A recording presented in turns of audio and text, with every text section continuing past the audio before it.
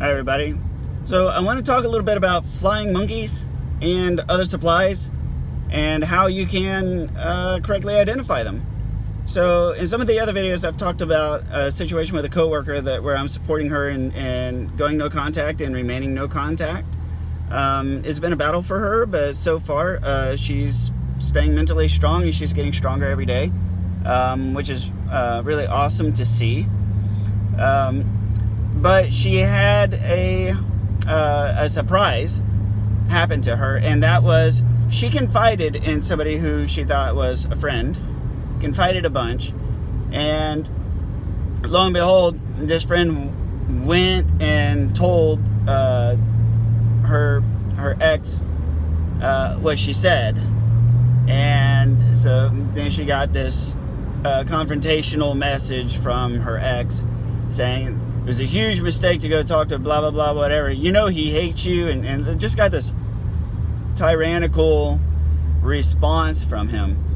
And she was telling me today how she felt so hurt and betrayed by this guy who she had for the last several years considered him a close confidant, somebody who she could trust, and he violated that trust because he took everything that she confided in him and ran and told her ex. And right off the bat, I said, congratulations, you found your first flying monkey. And she knows what that is. She's started watching this channel, so hello to you. So how can you identify who's friend and who's foe? Because it's not always that clear. You can break it down by several ways. Number one, is this somebody who was, did you know them before you met this narcissist? And whenever you did meet your narcissist, was there any sort of surprise like, oh, I can't believe you know Bob the narcissist? Yeah, I've known Bob the narcissist a long time, right? So you got to look into those connections. If there's somebody who you met straight through him or her, that's a flying monkey. Because here's why.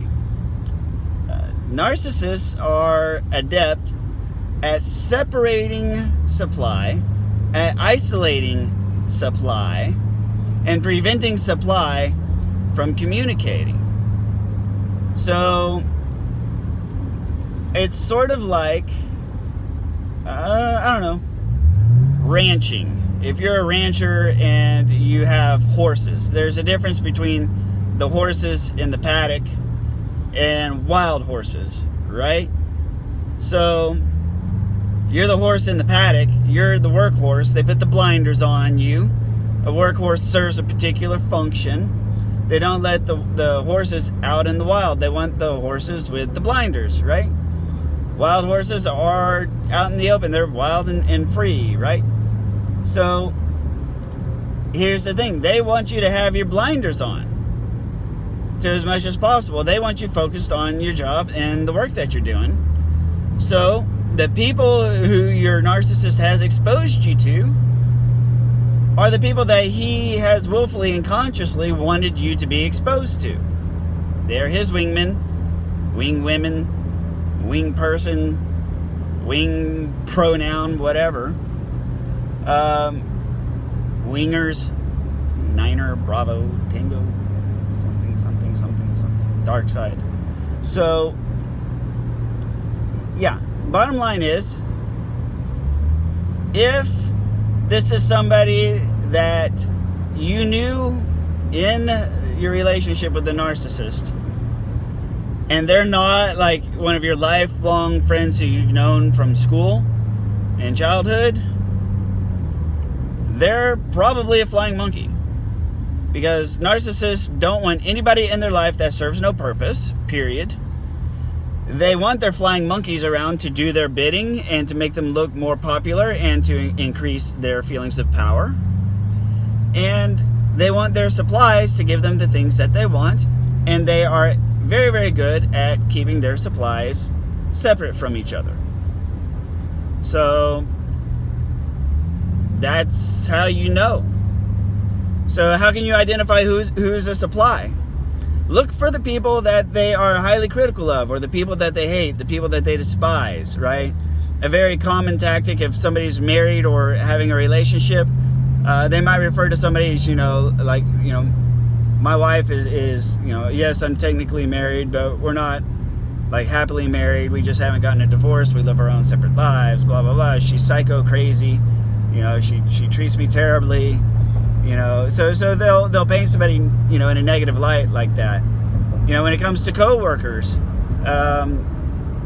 if you're dealing with a narcissist at work, and they'll come up to you and they'll say, man, I heard so-and-so gossiping in the break room. She's just always got something bad to say.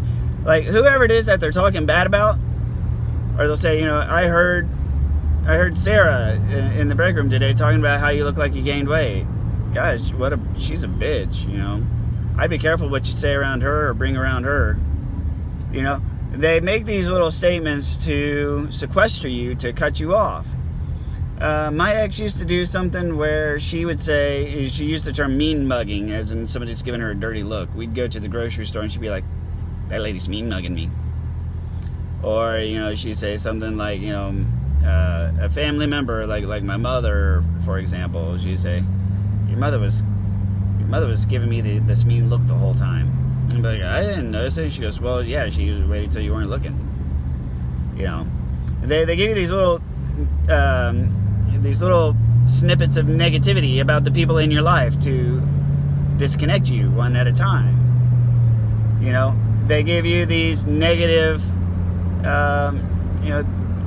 negativity. They sprinkle negativity all over your perception of somebody, like a coworker or somebody else who is in your life, to separate you. They sprinkle negativity all over the people that they bring in, or the other supplies in your life. And that's what I'm getting at. When it comes down to someone of whom you know very little, except for all the bad things they say about this person, there's your clue that they're another supply. And chances are, two things. Chances are, number one, that supply probably thinks you're a bad person, just like you believe that they were a bad person. And number two, that supply is probably actually a really nice person like you, and you probably have a lot in common with this person. And I know that all of us have, at some point in our life, met somebody and been like, wow, you're actually really great. I actually really like you. I don't know why there was, I don't know why there was always just such a distance between us. But yeah, you're cool. I think we've all made that discovery about somebody at least once in our lives. And whether or not it was due to a narcissist, who knows? But that's your indicator right there.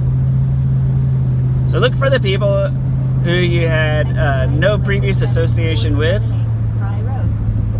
You had no previous association with them, except now you know who they are and you think they're a bad person. Meanwhile, the bad people are all great.